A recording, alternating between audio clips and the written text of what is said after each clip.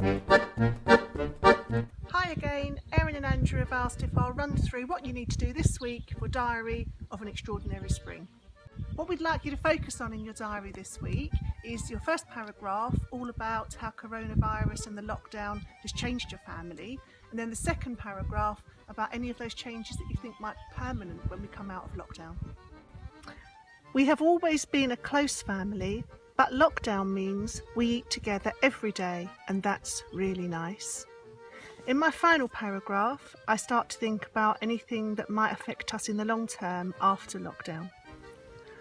I hope we still carry on eating together every day after lockdown. It's a busy, happy time with the sounds of chatter and laughter. One change that I think will be permanent is that we will never take the simple little things for granted again.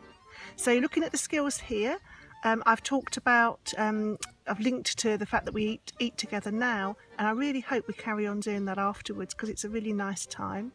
And I've used some adjectives that we looked at previously to try and describe why I like dinner time. It's a busy, happy time.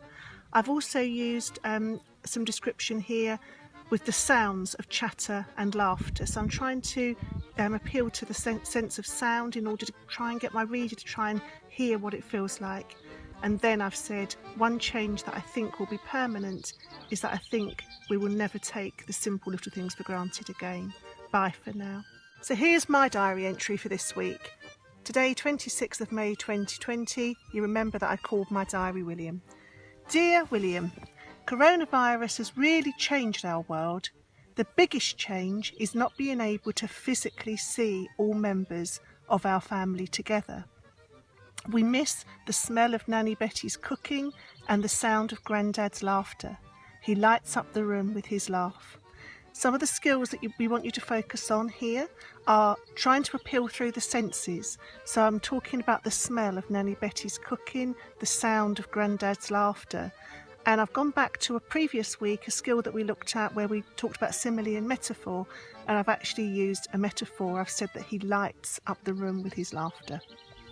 Remember to submit your diary entry by Friday of this week. We'd like it to be about the changes that it's made to your family, the lockdown period has brought to your family.